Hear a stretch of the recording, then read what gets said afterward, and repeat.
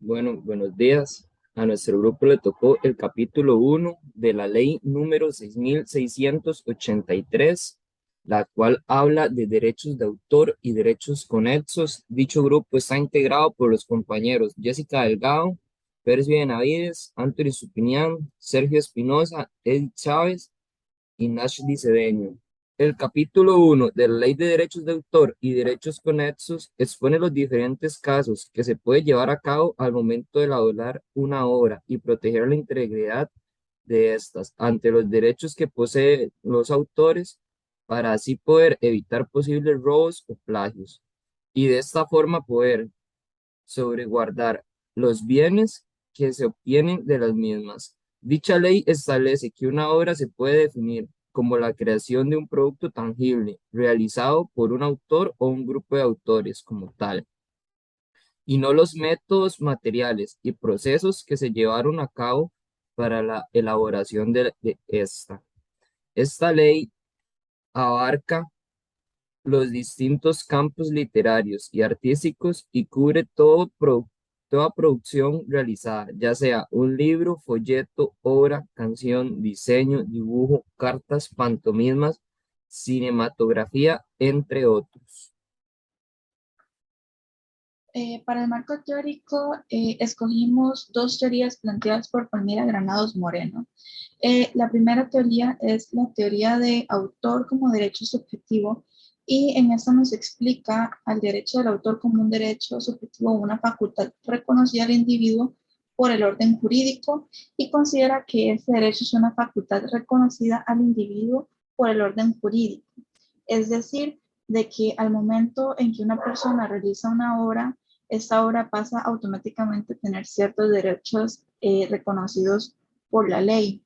Y entre esos, pues el autor tiene derechos sobre esta obra y puede hacer lo que quiera con ella, es decir, puede venderla, modificarla, hacerle cualquier cambio que desee, mientras esté dentro de los límites que establezca la ley. Y nos dice que esos derechos no pueden ser transmitidos a otras personas, es decir, el autor siempre va a tener poder sobre su obra y lo que se hace con ella. Por otro lado, la teoría del derecho de uso nos dice que el autor nunca deja de recibir las ganancias que generan eh, su obra, pero a diferencia del derecho subjetivo, el derecho de uso sí puede transmitir los derechos que tiene el autor para que se haga con la obra cualquier otra modificación, mientras el autor lo quiera así. Pero hay que tomar en cuenta que estos derechos tienen fecha de caducidad para cualquier obra, ya que después de cierto tiempo esta obra pasará a ser de carácter público por la longitud en la que esta haya estado al público. Para explicar la importancia de los derechos de autor, quise dividir esa parte en la importancia para los autores y por otro lado explicarla en un marco un poco más específico que es en la carrera de ITM.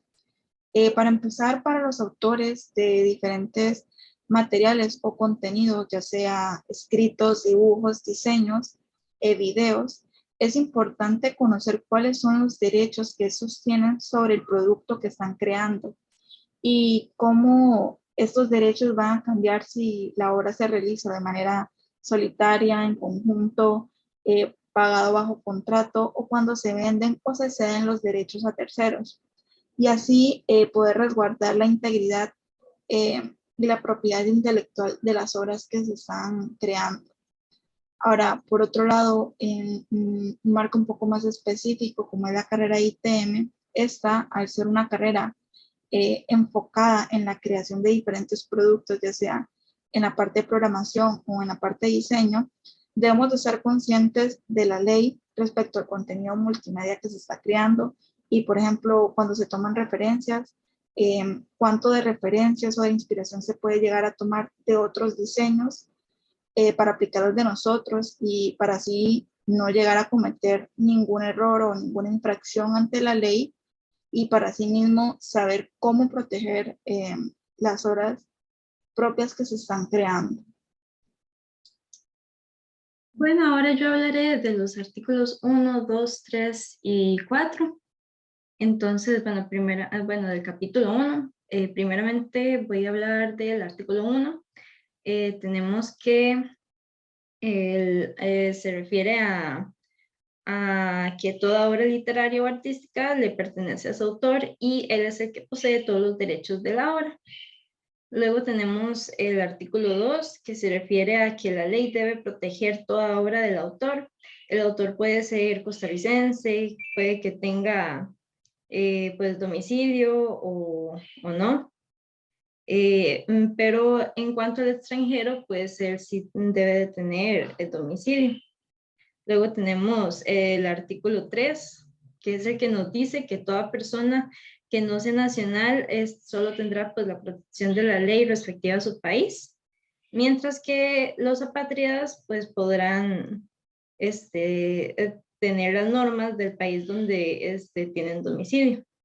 Tenemos el artículo 4, que es el que nos dice los conceptos de varias palabras. Estas van a ser, pues primeramente tenemos la obra individual, que se refiere a la obra que es perteneciente a un solo autor. Luego tenemos la obra en colaboración. Es una obra hecha por varios autores, puede ser por dos o más.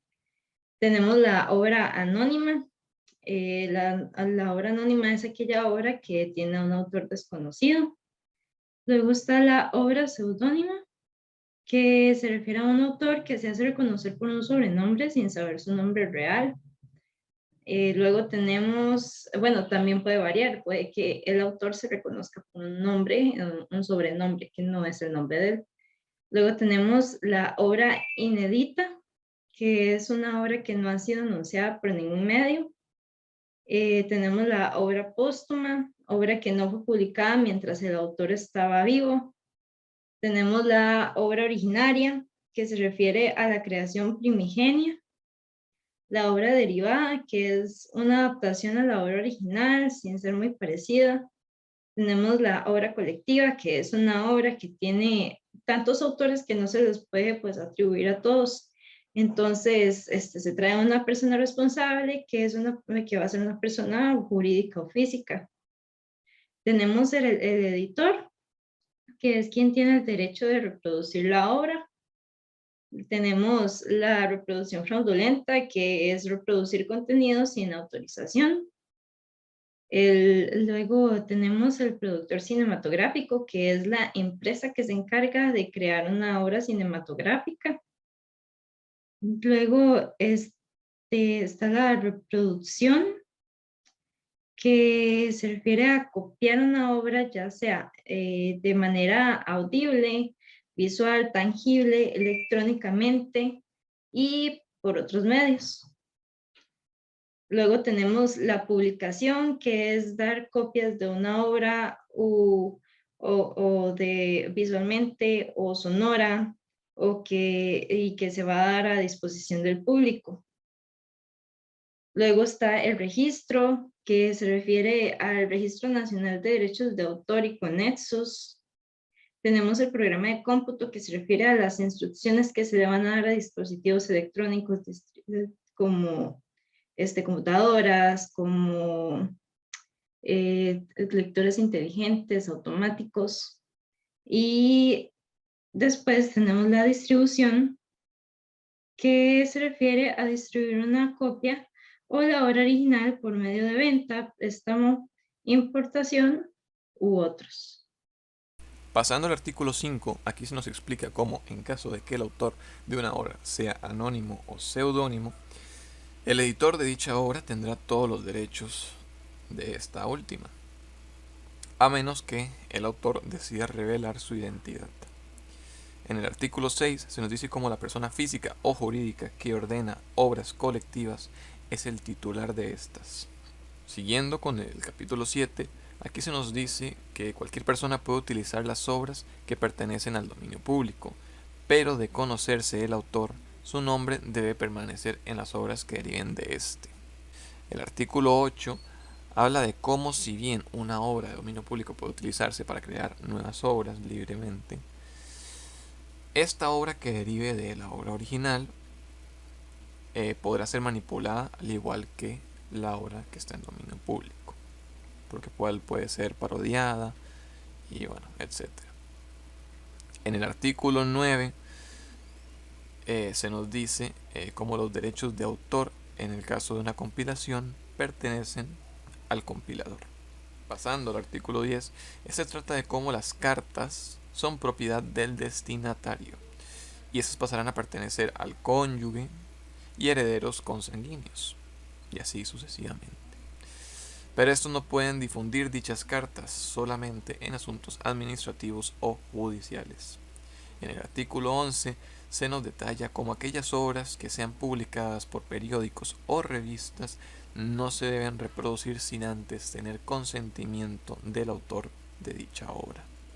Y para finalizar con el artículo 12, este habla de que esta ley protege también el título de la obra, exceptuando el caso de que dicho título sea un nombre propio o bien un título genérico. Bueno, yo les voy a hablar de los antecedentes y el caso. Los antecedentes de derechos de autor tenemos que en 1982 se declaró la Ley de Derechos de Autor y Derechos Conexos número 6683. Luego, en 1926, Mayne publicó su libro Winnie the Pooh.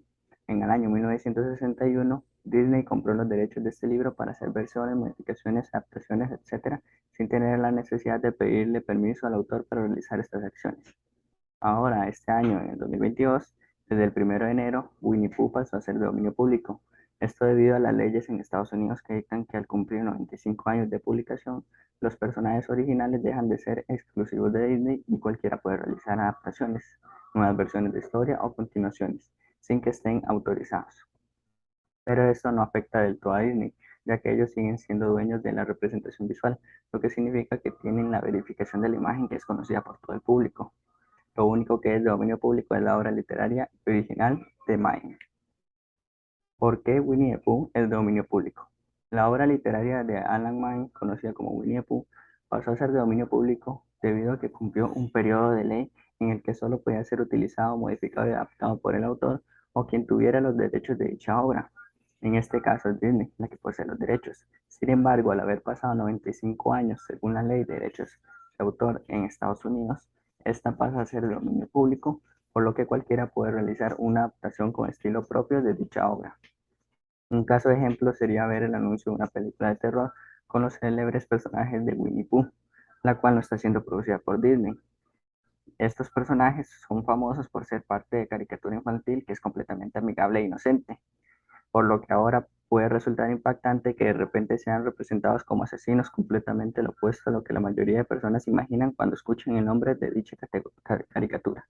Bueno, ahora yo voy a explicar un poco cómo sería un caso como el que fue expuesto según las leyes de Costa Rica. De acuerdo a la ley de Estados Unidos, las historias están protegidas bajo los derechos de autor, o sea que solamente el autor original puede utilizar sus historias como le plazca, pero estos derechos solamente cubren 95 años a partir de su publicación, y aquí es donde encontramos la principal diferencia de cómo rigen las leyes en Estados Unidos y en Costa Rica, para casos como el que fue expuesto anteriormente. En nuestro país, en vez de ser 95 años, son 70 años a partir de la muerte del autor original.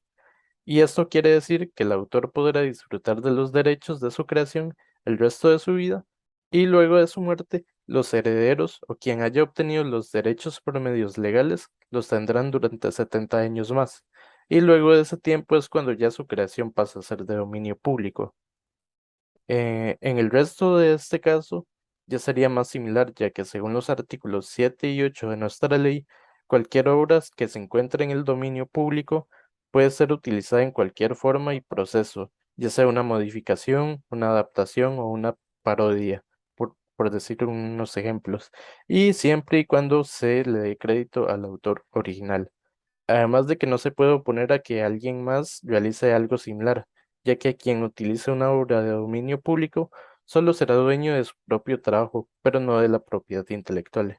Y esto es lo que está pasando con esta película de Winnie Pooh, Blood and Honey.